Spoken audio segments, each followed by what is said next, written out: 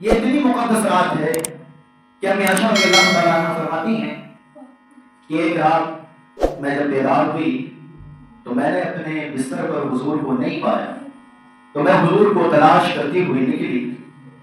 جب میں باہر آئی تو میں نے کیا منظر دیکھا کہ اللہ کے رسول صلی اللہ علیہ وسلم جنت البقیع کے قبرستان میں کھڑے ہو کر اور آسمانی دنیا کی طرف نظر اٹھائے اللہ کے حضور دعائیں کر رہے۔ حضور نے پوچھا عائشہ تم نے کیا سمجھا تھا کہ اللہ کا رسول تمہارے ساتھ زیادتی کرے گا؟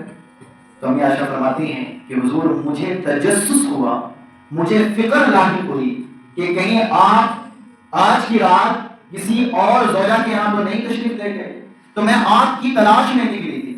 تو پھر حضور علیہ السلام نے فرمایا عائشہ پھر سنو، آج لیلۃ النصف من شعبان ہے، یعنی شعبان کی 15ویں شب ہے، اور آج کی رات اللہ تبارک و تعالی سمائے دنیا پر یعنی نچلے آسمان پر آ کر آواز لگاتا ہے اور نزول اجلال فرماتا ہے، اور قبیلہ بنو کلب کی بکریوں کے بال کے برابر لوگوں کو جہنم سے آزاد فرما دیتا ہے۔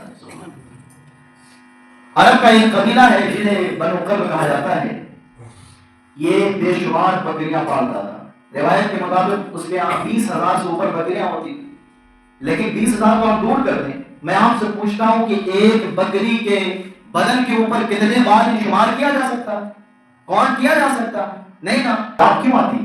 یہ شب برات ہے، شب معراج ہے، رمضان کی راتوں میں جو طاق راتیں ہیں، شب قدر والی راتیں، شب قدر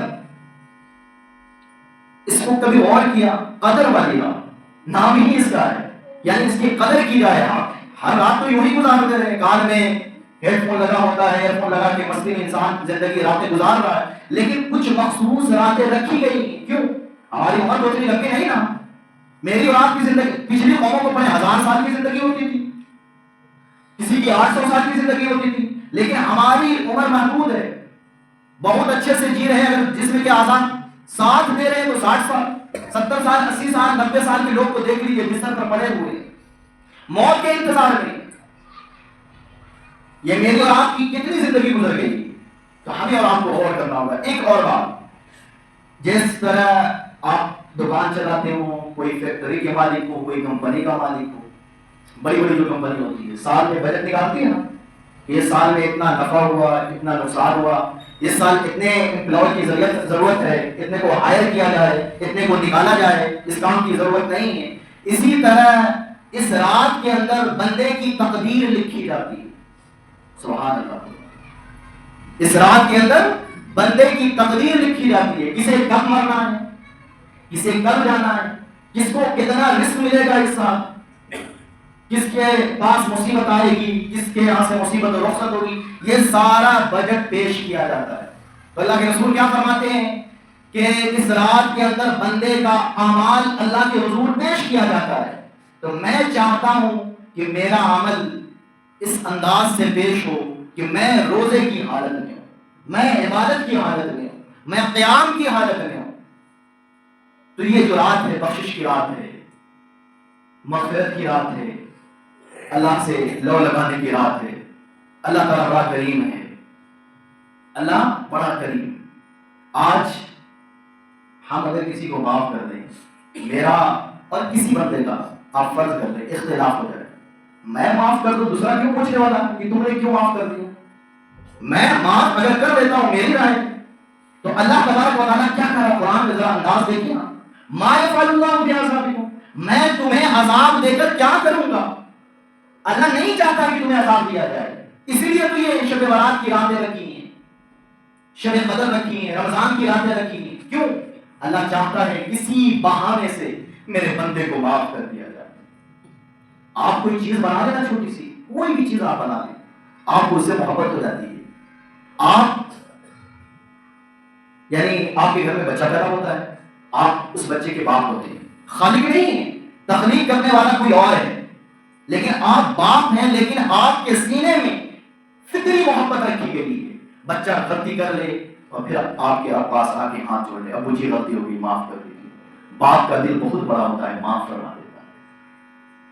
تو اسی طرح اللہ تبارک و تعالیٰ کو سمجھے کہ اللہ جو ہے بڑا غفور رحیم ہے، معاف فرمانے والا ہے، توبہ کو قبول کرنے والا ہے۔ لیکن میرے بھائی آپ توجہ دیجیے گا، بالخصوص نوجوان سے میں توجہ کا طلبگار ہوں، اس رات کے اندر چند لوگ ہیں جن کی مغفرت نہیں ہوتی ہے، تصویر گھماتے رہے یہاں سے وہاں، وضو خانے میں بھی گھوم لیں، باہر بھی تصویریں کھا لیں، قبرستان تک بھی چلے جائیں 1000 دانے کی لیتے، لیکن اگر ان کے اندر یہ خرابی موجود ہے تو اس رات بھی بخشش نہیں۔ رمضان کی رات ہو یا کوئی رات بھی ہو، پہلا شخص کون ہے؟ مشرک ہے، شرک کرنے والا ہے، یعنی اللہ کے علاوہ کسی اور کو سجدہ کرنے والا ہے، لیکن مشرک تو نہیں۔ ہم تو الحمدللہ مشرک نہیں نا، بولے نا نہیں، لیکن دوسرا شخص کون ہے؟ توجہ کی بات ہے، فرمایا کینہ پرور ہے، بغض رکھنے والا ہے، حسد رکھنے والا ہے، یعنی ایک مسلمان کا دوسرے مسلمان کے لیے اگر سینے میں حسد ہے، حقد ہے، نفرت ہے، کینہ ہے، تو پھر کوئی فائدہ، جاگے نہ جانے کوئی فائدہ ہی نہیں۔ پہلے اس سینے کو صاف کرنا ہوگا۔ تیسرا شخص کون ہے؟ قاطع رحم ہے، رشتے کو توڑنے والا، رشتے کو کاٹنے والا۔ تو میرے بھائی اس پہ توجہ دی جائے، آج ہم معاف کیوں نہیں کرتے؟ بس کسی پہ بات ختم کر رہا ہوں، اس لیے کہ ہمارے اندر انا ہے، میں کیوں جھک جاؤں؟ بات یہی نا، میں کیوں جھکوں گا؟ لیکن اللہ کیا فرماتا ہے؟ اگر تم مجھ سے معافی کی امید رکھتے ہو، تم لوگوں کو معاف فرما دو، میں تمہیں معاف فرما دوں۔ ہم سب اللہ سے معافی کی امید رکھتے ہیں نا، رو رو کے گڑگڑاتے ہیں اللہ مجھے معاف فرما دے، اور اللہ کیا کہہ رہا ہے؟ اگر تم مجھ سے معافی کی امید رکھتے ہو، لوگوں کو معاف فرما دو، میں تمہیں معاف فرما دوں۔ چوتھا شخص کون ہے؟ شارب الخمر، شراب پینے والا ہے۔ آج ہمارے گاؤں کا ماحول کیا ہے؟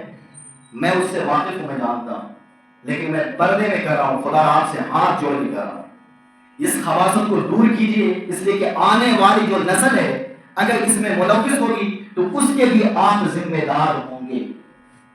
اس لیے اس کی مذمت کرنی ہے، ڈنکے کی چوٹ کرنی ہے۔ آپ باپ بن گئے، آپ کی آپ بیٹی ہے، آپ کس چہرہ لے کر جاتے ہیں گھر میں؟ باپ شرابی ہے، باپ تالی پینے والا ہے، جوئے کی محفل کو آباد کرنے والا ہے، شرم نہیں آتی ہے؟ ہمیں ڈھونڈ مت، میرے بھائی میری بات سخت ہوگی، لہجہ سخت ہوگا، تلخ ہوگا، لیکن حقیقت یہی ہے۔ لیکن اللہ کے رسول فرماتے ہیں شارب الخمر، شراب پینے والا ہے۔ تو بولے انشاءاللہ توبہ کرتے ہیں، بولے انشاءاللہ، کس کے بولے نا کہ مسجد گونج اٹھے انشاءاللہ۔ اور جو یہ رات آنے والی، اس رات کے اندر روئیں گڑ گڑائیں۔ میرے بھائی ایک بات اور، اس میں میری بات ختم ہو رہی ہے کہ آپ کتنے بڑے بھی گنہگار ہو، سر سے لے کر پاؤں تک گناہوں میں ڈوبے ہوئے ہو، دنیا کا مولوی آپ کو فتوے دے چکا ہو کہ آپ کافر ہو گئے، آپ بدتر ہو گئے، مرتد ہو گئے ہو، سارے فتوے آپ پر ٹھوک دیے گئے ہو، لیکن میں آپ کو قرآن کا فتویٰ دے رہا ہوں۔ قرآن کیا کہتا ہے؟ الا من تاب وآمن وعمل صالحا فاولئک یبدل اللہ سیئاتہم حسنات وکان اللہ غفورا رحیما۔ اللہ کہہ رہا ہے اگر کوئی بندہ توبہ کرتا ہے، ایمان لے، الا من تاب، پہلے کیا کیا؟ بولے نا توبہ کرتا ہے، وآمن اور ایمان لے آتا ہے، وعمل صالحات اور عمل صالح شروع کر دیتا ہے، یعنی توبہ کہ یا اللہ مجھے معاف فرما دے، ایمان لے آیا، نمازیں شروع کر دیا، روزہ رکھنے لگا، اب اللہ اس کو انعام میں کیا دے رہا ہے؟ جو بہت بڑا گنہگار تھا، سیاہکار تھا، لوگ اس سے دور ہوتے تھے، لیکن اللہ اس کو انعام میں کیا دے رہا ہے؟ ذرا قرآن سے میں آپ کو کوٹ کر رہا ہوں، سورہ فرقان کی آخری آیات میں سے ہے، فَأُولَٰئِكَ يُبَدِّلُ اللَّهُ سَيِّئَاتِهِمْ حَسَنَاتٍ، اللہ اس کے سارے گناہوں کو نیکیوں میں تبدیل فرما دیتا ہے۔ سبحان اللہ، سبحان اللہ، اس کے سارے گناہ، جتنا بڑا گنہگار تھا، قرآن کا اس پر ایمان ہے نا، فَأُولَٰئِكَ يُبَدِّلُ اللَّهُ سَيِّئَاتِهِمْ حسنات، اس کے جتنے بھی سیئات تھے سارے کے سارے حسنات میں تبدیل ہو جاتے ہیں۔ اب کون پوچھنے والا ہے اللہ سے کہ ایسا تم نے کیوں کیا؟ اس نے تو ساری زندگی شرابیں پی، اس نے ساری زندگی جھوٹ بولا، اس نے ساری زندگی ڈاکہ مارا، لیکن اللہ کیا فرماتا ہے؟ وَكَانَ اللَّهُ غَفُورًا رَحِيمًا، اللہ غفور بھی ہے اور رحیم بھی ہے، معاف فرمانے والا، درگزر فرمانے والا ہے۔ تو میں آپ سے ہاتھ جوڑ کے کر رہا ہوں، نماز شروع کر دیجیے۔ یہ مہینہ کس کا ہے؟